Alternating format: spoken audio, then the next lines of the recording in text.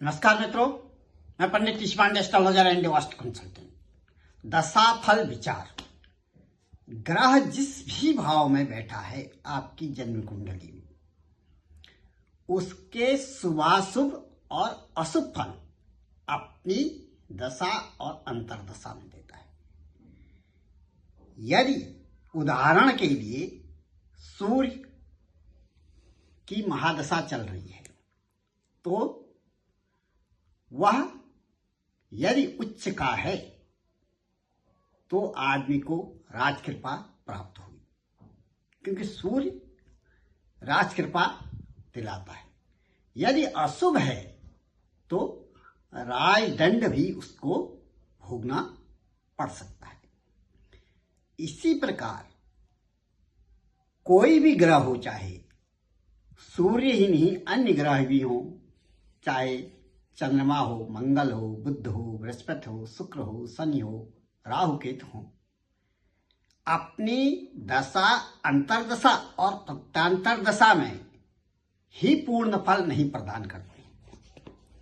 वह अन्य ग्रहों के जो ग्रह उसके कुंडली में बैठे हैं उनकी भावों के अनुसार से, उनकी दशा अंतर्दशा प्रत्यांतर दशा के अनुसार से भी अपना पूर्ण फल प्रदान करते हैं। इसलिए जातक को चाहिए कि केवल ग्रह की दशा अंतर्दशा प्रत्यांतर दशा को ही न देखे, उस पर किस ग्रह की युति बन रही है। जैसे सूर्य के साथ चंद्रमा बैठा है या सूर्य के साथ मंगल बैठा है, दशा सूर्य की चल रही है, मंगल भी बैठा है, तो मंगल की दशा प्रत्यांतर दशा अंतर्दशा में भी वह शुभ फल प्रदान करेगा। किसको प्रदान करेगा? सूर्य को। इसी प्रकार अन्य ग्रहों का भी होता है इसमें।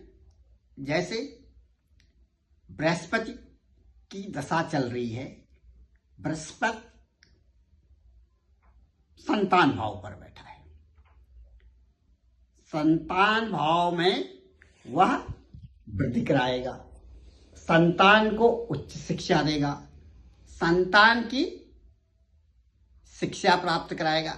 और यदि संतान नहीं है तो उस पीरियड में आदमी को संतान की प्राप्ति होगी।